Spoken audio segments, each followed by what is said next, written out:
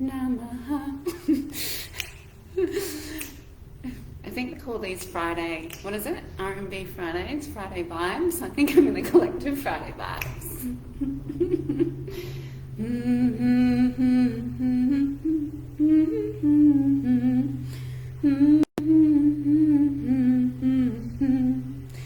Nara, Wanya, beloveds. Hello, hello, hello. I am going to wait for some individuals to jump on. I love collective themes. I do. I love collective themes. I love communicating about collective themes, and I love realizing that I've played a collective theme out before I witness it in the vortex. And that comes from when you play a collective theme out and you actually end up playing it out through your experience, it's because somewhere you have allowed yourself to move into patterns of unconsciousness. So it's a redirection. Funny, that was my message from Spirit yesterday. Redirection. So I am unsure if anyone is on this live because it's not showing me any comments. So if you're jumping on, please say hello, Nara, where you're from, and what you're feeling in this now moment. So the collective theme is around vampirism and being siphoned or fed off. Now, I'm going to speak from this in a very grounded, unconditional loving and a place of awareness way, because it is truly about that. It's not about making one or the other wrong, because in both through both roles and both archetypes there are distortions, and these distortions are playing out currently to allow us greater purity, to allow us greater source connection, to allow us to come home. Coming home is coming home to the self, to the pure expression of source energy within. And it is absolutely amazing when you can look at these patterns of behavior without judgment and just see them for what they are. Polarity, which is separation, playing its way and into an experience to show you where unity is not taking place. Lovely. So we do have someone online. Amazing. Okay, so first of all, let's just do a quick drop in. Let's drop in to the being. And drop in to your Taurus field. I want you to drop in to your Taurus field all the way down to as far as you can possibly perceive, and all the way up to as far as you can possibly imagine. So just feeling into your body, making some movement, allowing yourself to just witness what your physical vessel has in your field to make you aware of, alive.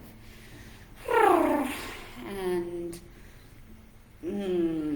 taking 3 deep breaths into the heart space, into the center point of that Taurus field, breathing in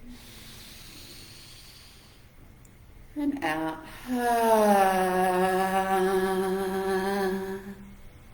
Breathing in and breathing out.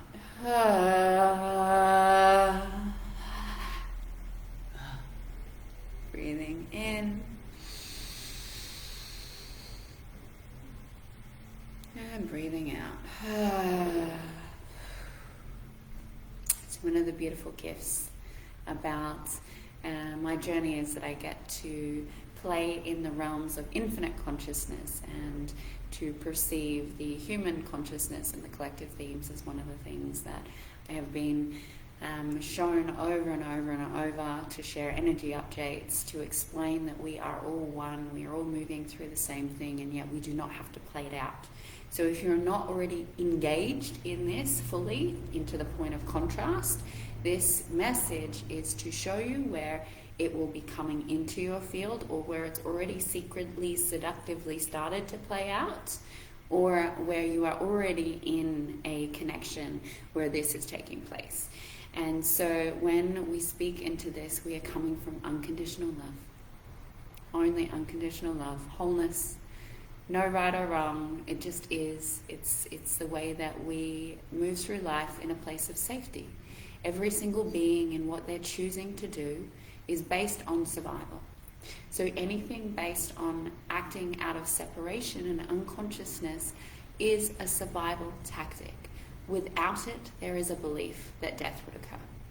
At the very, very core, that is the belief. That is why everyone does what they do when it's not coming from a place of conscious awareness in energetic choice. And even then, you're choosing from survival, but you're choosing from a different lens, which is life, creation. So they are one of the same, and they are not separate. It's the lens of focus and bringing more conscious awareness to how would I like to choose my life to be? Would I like to choose life through survival or life through source and creation? And that's really how simple it is. Does this create more life in unity and creation, or does this create more life in separation and survival? So just sit with that and allow that to simmer in your being, because I remember when it first came through to me, I was like, there is only two choices in every moment. Connection or separation. That's it. One or the other. So how do I choose connection? Okay, just got to keep remembering to choose connection, connection, connection, connection, connection. And if there's anything that I'm doing that's causing more separation here or here, then it's how do I turn myself back into finding that connection to source, to love, to unity, the common goal. That's my goal. My goal is always to come into more source connection, unity, love. All right. Hello, Damien, my darling. Okay, so the theme currently is vampirism and being the food, we'll say, the feed, being the feed. And what this dynamic is, we can break it down up into a few different things. It's an unconscious behavior. The unconscious behavior is that the vampire believes that they have to have their service to self narrative, so their ego or their separate mind is service to self, and the one that gets fed off, or the one that's being siphoned of energy, is the person that is service to other, or the codependent, anxious energy. So you've got an avoidant and an anxious. We have two people in the world. And sometimes we cross over between the two, but that's it, really. If you can understand that, it's masculine, feminine. It's really quite easy to understand humanity and yourself when you can get these concepts, because everything in your entire experience will come back to these simplicities. Very, very, very simplistic, and yet our mind is very complex. So you've got your avoidant personality, and you've got your anxious personality. Your anxious personality over the last, we'll say week or two, has created a dynamic where they are, without realizing, giving more energy that is actually in alignment with their truth. And so what they're doing is they're holding space, or they might be nurturing, or they might be loving, or they might be stepping outside of their own boundaries of what is true for them in connection. And it will be based on some kind of narrative, no matter how conscious that individual is, that they are being seduced by their own mind. So there's a seduction piece that's taking place in the anxious personality, the seduction of their own narrative, their own fantasy, their own illusion, that they're like putting energy somewhere that is not truly aligned with what is true for them within their being. And so what they're doing is they're overstepping, self-abandoning themselves, and putting energy in places.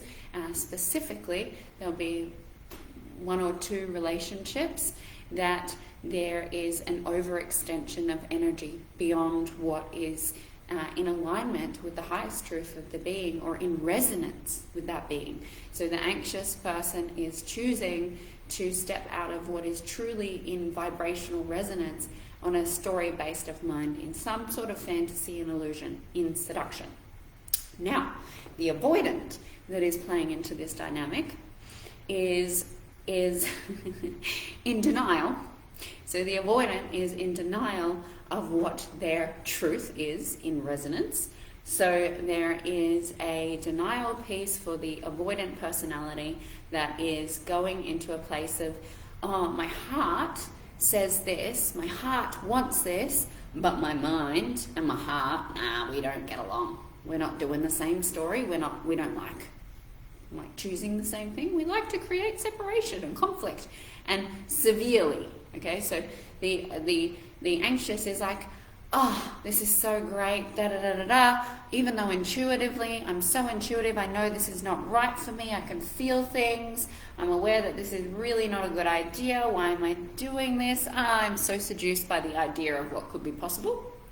Even though the awareness of the foundation has always been there, and you're getting told from the very, very, very first moment that this isn't what you want. Not now, not in this way. Now, the avoidant is the opposite, right? This is polarity. The opposite going, I don't know what, I feel like I know what my heart wants, but my mind is way too strong. And my mind has created a story that is not at all what I want. I want something completely different. So I'm in this denial narrative where I don't even feel what's going on. Okay, so there's anxious is overly feeling, avoidant is numbing. The avoidant numbs themselves out. The avoidant chooses to distract and to go into behaviors that are seducing or give a sense of false fulfillment in other ways that are stimulating. So this is sort of addiction energy, but then also just avoiding, like going spiritual bypassing. That's a really great spiritual avoidant personality type, is I am going to go do feel good things so that I can avoid this and pretend that I'm in flow and choosing things that I like, but it's actually me just avoiding the truth that's in my heart that I don't want to look at, because if I had to look at it, it would be really hard. And so what the avoidant is currently doing at the moment is they're doing the whole, I can have it all energy. Okay, and this is a pretty common thing. The avoidant's like, I'm going to have it all. And the anxious is, I'm never going to have anything. No one loves me, right? So these are, and I say this because I've been it all, right? And I'm not saying it from a place of anything other than that's what the mind does. And it sucks when you're in the no one loves me and no one's ever going to choose me and my heart's broken and when is somebody going to stand up for me and when am I going to find my king, and all of those different things that come up. And the avoidant has the energy of, well, actually, this is from the unconscious point, on some level, I'm basically God's gift and everything comes to me and I also can have everything. And so what happens is this avoidance of speaking in integrity, speaking clearly, speaking about what is actually their desire. So they give this foggy, glistening kind of, what do you call that? Glimmering energy. And this energy comes up and it's kind of like, I'm going to give this energy to you, and I'm going to give it to you, and I'm going to give it to you. And by doing that, and by telling enough of the truth, but not the whole truth, I can get what I want from you. I can get my needs met here. I can get my needs met here. I can get my needs met here. I can get my needs met here. And I will filter myself around to as many different beings as I can, because I'm avoidant of full deep connection, because that's too fucking terrifying, because I have to open my heart to see things that I don't want to see. And so I dance the realms of different things, different people, and I get my needs met. And I don't even realize that I'm avoiding. And so the anxious is over here, and the avoidant has multiple anxiouses around them. And the anxious is like, why are you not here? Why do you disappear? Why don't you get back to me? Why don't you call me? Da da da da da. Right? And so I feel like this is quite a funny video. I'm just going to take a moment.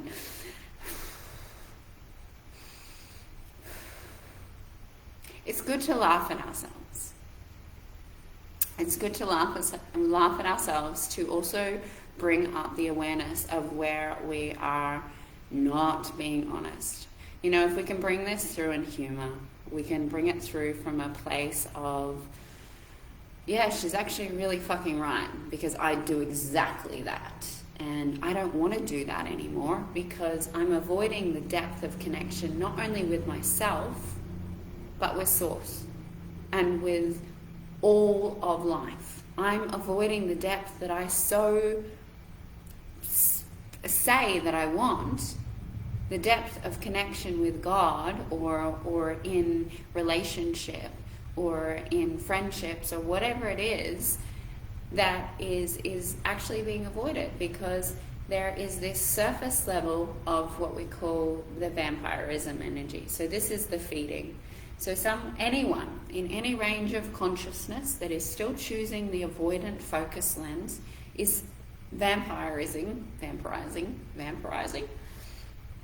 and siphoning energy off individuals. Yet, they can only do that if the anxious personality type gives their energy up. Okay, can we see how this plays into this really unhealthy dynamic of push, pull, push, pull? I'm going to give you your needs. Oh shit, I've abandoned myself. And the avoidant goes, you've taken your energy away from me. I have no food source. I can't feel love. I'm not getting validated. All of those feelings come up when the anxious goes, I'm abandoned. I need to pull my energy home. Shit. I need to pull my energy back into myself because I've abandoned my entire life because I was so focused on somebody else over here that I'm not honoring of myself. I'm not honoring of my choices. I'm not honoring of what is true in my values. I'm not creating in alignment with what I want to create for my life experience. And then your avoidant goes, oh no, this person that I was using outside of myself to fill me up is no longer here. And whether or not they were physically there, they were putting energy in. So when that energy gets taken back, called home to the other person, the avoidant goes into extreme levels of disconnection, depression, and separation of density, because what was giving them a false sense of fulfillment, rather than being fully connected to their internal light and honoring their inner light, they meet this deep, dark, heavy point. Now, why this is important is because the anxious personality type will choose ascension to source. The avoidant personality type will choose descension to source. There is no one better than the other. There is just the awareness that these are two different energies, and the anxious is going to ascend up to return to source, and the avoidant will descend. So they will only return to source when shit gets too hectic and too separate that then they commit to source energy. So this dynamic is playing out not as a way to be judgy of self or other, but to go, okay, so if I'm giving my energy here, if I was to return it here and ascend back up, what would I choose? And if I've been gifting my energy, what part of so this anxious personality type, if I've been putting my energy into something that's not actually in alignment with what I want to create, what my values are, what my desires are, what my needs are, and I'm self-abandoned, then what do I need to fine-tune and refine my energy so that I'm ensuring that I'm creating the space to choose relationships that are in resonance and alignment with what is really true for me. Now, the avoidant is their lesson, and their remembering and their learning is that if they're willing to look at the shadow aspect, rather than actually going into the depths of separation because of the energy being pulled away and being effectively rejected and abandoned, which is their biggest fear, which is why they're avoidant, is they don't want to get rejected and abandoned. So an avoidant personality will create so many different dynamics where this happens, and So when the energy gets pulled back, they go into rejection, abandonment, betrayal. And so instead of looking at what have I done to create this, what is it that is here for me that I'm not choosing to see in my light? Why am I not choosing to return to my own source connection? And that is a tendency to not listen to the heart and to not trust love, to not trust to not trust the energetic vibration of truth, and to only choose that when there's no other option other than death. So this is a super traumatic dynamic. It's not just in relationships, but internally. Everything that you see in relationships, you internally do to yourself. So, although I have not specifically played the avoidant as my primary personality or identity piece, that was a part of, I'm going to be in my anxious until I self-abandon, and then I go into avoidance, right? And it's really kind of the opposite with the avoidant. The avoidant will go into avoidance, and then they will see the light and they kind of put their energy out, right? So this is the narcissist empath dynamic in a different level of expression, because there is no wrongness. The narcissist will go, they'll love bomb you, right? They'll give you what you want to hear, they'll tell you what you want to hear, they seduce you. That's what it is, it's seduction. And for the individual that is so desiring connection, and to be met, that feeds all of their fantasies, and that's where they go into the illusion. And so the illusion is being chosen by one, and the seducing is being chosen by the other, because there's a feeding and there's a self-abandonment piece. Now, have a look at where you play out both of these in your own life. Where are you playing the avoidant? Where are you playing the anxious? Who do you do what traits with? And what's actually really true for you? If you were to call your energy home, and because, I mean, the avoidant, if you could say it, their energy is like so far back. They're so close. They're very, very mysterious.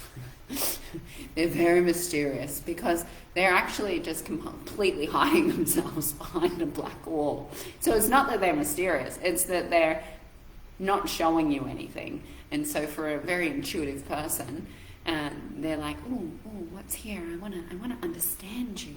I want to make sense of you.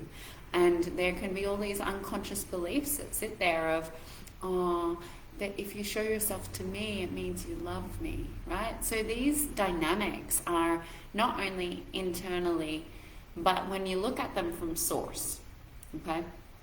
So an anxious personality type will have a whole set of beliefs and a whole set of programs that to return to source, I must give myself up. I must self-sacrifice. Service to others service to others will gift me the love of God, right? So those will be like, and so many narratives. You'll find so many core beliefs in that personality type for that. And it will be some sense of, I have to give to get with source. To be loved, to return to source, to be one with God, I have to give. I have to just constantly pour myself out.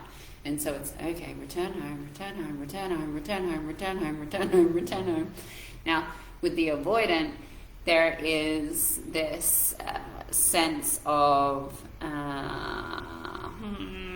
inferiority, insecurity, and quite a lack of deservability that comes out in a false sense of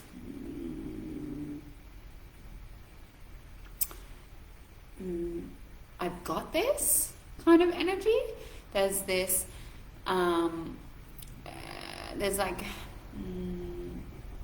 there's a superiorness to it, an inflated ego point of to to return to source, I know that it's from within first, right? So it's me. I'm the center of my universe. And so the belief systems will be around some level of self-destruction and self-hatred, and I mean, we have all of these, right? But this level of I am more powerful than God, I am the Almighty. They will start to have these core beliefs that are more in this like satanic energy.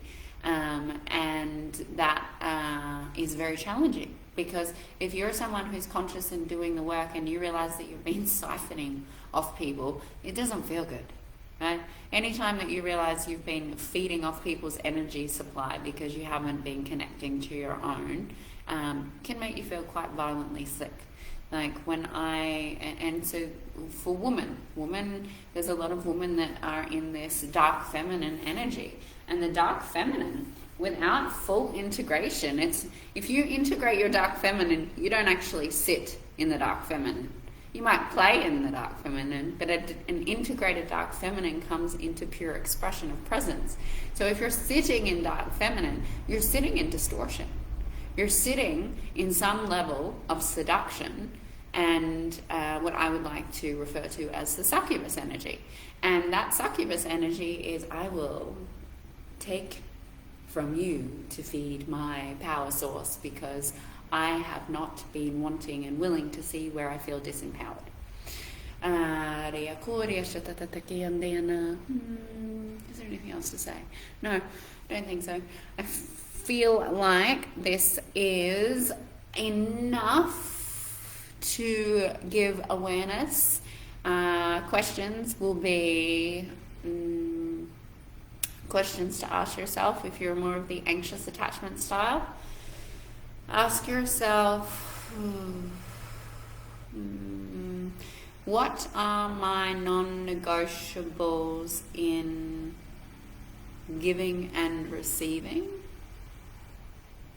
And if you are more of the avoidant personality type, what am I avoiding that if I witnessed it, I would receive